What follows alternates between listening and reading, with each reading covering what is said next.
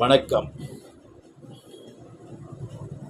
கர்மவினை என்பது இறைவனுடைய தொடர்பா அல்லது மனிதனின் தொடர்பா? எது கர்ம? வணக்கம். கர்மவினை என்பது இறைவனுடைய தொடர்பா அல்லது மனிதனின் தொடரா? எது கர்மவினை? ஒரு தாய் கர்ப்பம் அடைகிறாள். அவளுடைய கர்ப்பப்பை இடுக்கமாக இருக்கும்போது உள்ளே உள்ள குழந்தை கால் கை இடுக்கப்படும், வளர்ச்சியும் குன்றும்.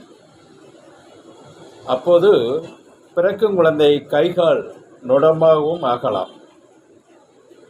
அதோடு அதே தாய்க்கு மலச்சிக்கல், நீர் பிரியாமை, நீர் சிக்கல், நீர் தேக்கம் போன்றவைகள் ஏற்படும்போது மல சார்ந்த நீரும் குழந்தைக்கு கலந்து விடுகிறது. பின் அந்த தாய் குழந்தையை பிரசவிக்கும் போது கண் பார்வையின்மை அல்லது வாய் பேசாமை இரண்டில் ஒன்றில் குறைபாட்டோடு அந்த குழந்தை பிறக்கிறது. அது யார் குற்றம்? இறை குற்றமா அல்லது கர்ம வினை குற்றமா, தொடர்பா? இல்லை, தாய் நோய்த்தன்மைதானே. அப்புறம் கர்ம வினை என்ன செய்யும்?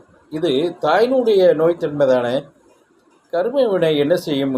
அப்படிங்கிற நிலையில் இறை என்ன செய்யும்? கர்மா என்பது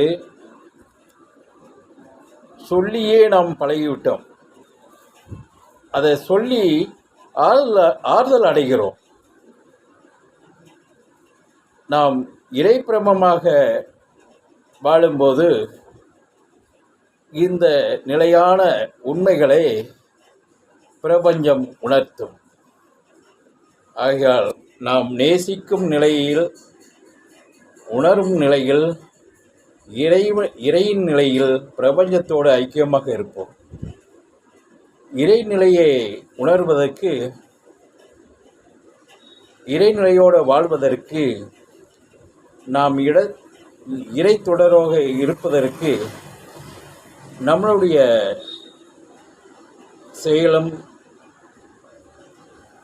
சொல்லும் செயலும் சரியாக இருக்க வேண்டும். ஒரு சேர இருக்க வேண்டும். பிரமத்தோடு ஐக்கியப்பட வேண்டும். இறைவன்